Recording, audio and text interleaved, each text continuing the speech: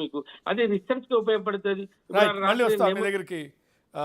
బల్మురు వెంకట గారు, అంటే ఇది సరే, ప్రభుత్వ భూమి, యూనివర్సిటీ భూమి ఇదొక వివాదం. ప్రభుత్వ భూమి, దీన్ని కూడా ప్రజా ఉపయోగాల కోసమే, ఉపాధి అవకాశాలు మెరుగుపరచడం కోసమే వాడుతున్నాం. అదేదో అమ్ముతున్నామని ఇంకోటో అది కాదు. ఐఐసికి హ్యాండ్ ఓవర్ చేసాం. ఐఐసి దాన్ని ఆయా పరిశ్రమలు, వస్తున్నటువంటి పరిశ్రమలు, మనకి వచ్చిన కొత్తగా జరిగినటువంటి ఎంఓయూలు దాన్ని దృష్టిలో పెట్టుకొని కేటాయిస్తామనేటువంటిది ప్రభుత్వం చెబుతుంది. కానీ ఈ భూమి మాది అనే యూనివర్సిటీ క్లెయిమ్ చేస్తుంది. ఇది వివాదం. ఎట్లా చూడాలి దీన్ని?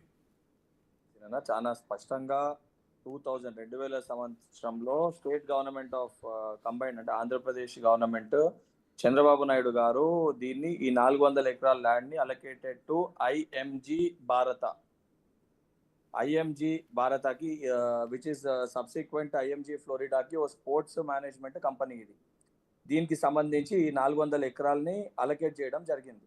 అప్పుడు కంబైన్డ్ ఆంధ్రప్రదేశ్ గవర్నమెంట్ చంద్రబాబు నాయుడు గారి ముఖ్యమంత్రిగా ఉన్నప్పుడు.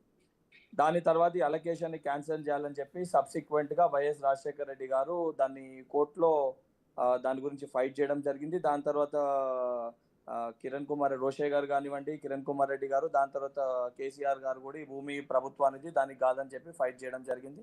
దాని తర్వాత రేవంత్ రెడ్డి గారి కాంగ్రెస్ ప్రభుత్వం మన దగ్గర వచ్చినాక, మా ప్రభుత్వం రాగానే ఇమీడియట్ గా దాన్ని స్పీడప్ చేసి దానిపైన ఉన్న కేసెస్ హైకోర్టు అండ్ సుప్రీంకోర్టుని కూడా నిర్ధారించి దాంతో ఫైట్ చేసి సంబంధించిన ఆ కేసులో ఫైట్ చేసి ప్రభుత్వం తరఫున అది ప్రభుత్వ భూమి అని చెప్పి డిక్లేర్ అంటే దానికి సంబంధించిన ప్రభుత్వ భూమి నిర్ధారణకి రావడం జరిగింది. అంటే తెలంగాణ స్టేట్ గవర్నమెంట్ కి సంబంధించిన భూమి అది అని చెప్పాను.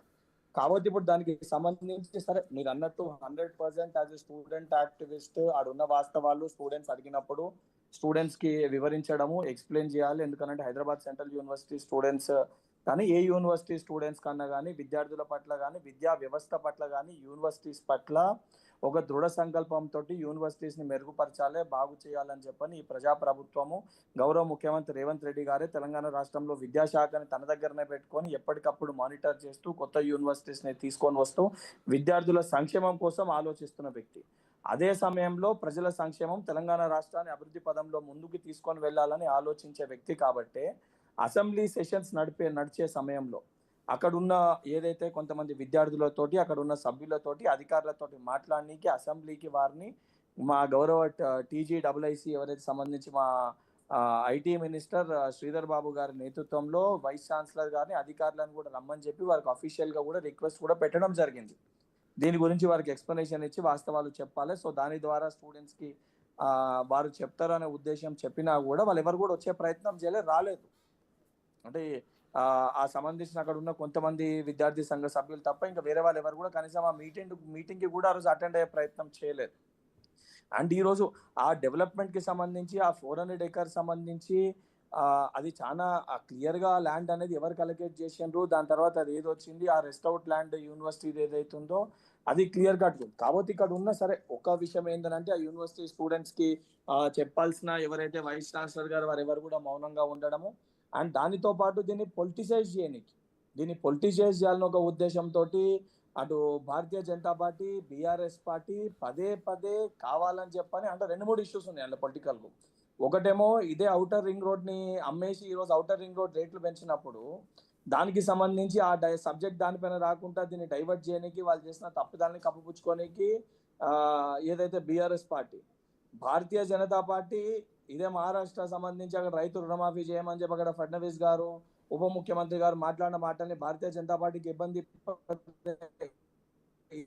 అవుతుందని చెప్పి వారు చేయడం. దాంట్లో కొంతమంది మేము ఎన్విరాన్మెంట్ ని ప్రొటెక్ట్ చేయడానికి దీనికోసం అని చెప్పని ఇదే హైడ్రాని మూసి రివర్ డెవలప్మెంట్ తీసుకొని వచ్చినప్పుడు ఆ లేక్స్ ని సెక్యూర్ చేయాలన్నప్పుడు ఎవరు కూడా సంబంధించిన వాళ్ళు ఈ రోజు ఎవరైతే దాని గురించి మాట్లాడుతారో ఎన్విరాన్మెంట్ పైన వాళ్ళు ఎవరు కూడా ఈ రకంగా మాట్లాడలేదు, ఎవరు కూడా బయటకు వచ్చి కనీసం ప్రస్తావించలేదు. అండ్ ఈ ఇష్యూని ప్రాపర్ గా నిజంగా డీల్ చేయాలి, ప్రాపర్ గా చెప్పాలి అన్నట్టు ఇంతకుముందు పెద్దలు ప్రొఫెసర్ సీతారాం నాయక్ గారు కానివ్వండి, సోదరులు విద్యార్థి నాయకులు రాకేష్ గారు కానివ్వండి మాట్లాడుతున్నప్పుడు మన రాష్ట్ర అభివృద్ధి కోసం సరే అక్కడ ఉన్న పరిస్థితులకి అక్కడ ఉన్న ఏదైతే వచ్చే కంపెనీలకి టీజీఐసికి సంబంధించిన ల్యాండ్ అలొకేట్ చేసి మన స్టేట్ డెవలప్మెంట్ కోసం మనం చేస్తున్నాం. గతంలో ఇదే టిఆర్ఎస్ పార్టీ కూడా సంబంధించిన అక్కడ కొన్ని భూములను వేలం వేసేసి కంప్లీట్ గా ఇంత రియల్ ఎస్టేట్ పెరిగిపోయింది, 100 కోట్లకి అమ్ముడు పోయింది, ఇంత అమ్ముడు పోయింది అని చెప్పి పబ్లిసిటీ చేశారు.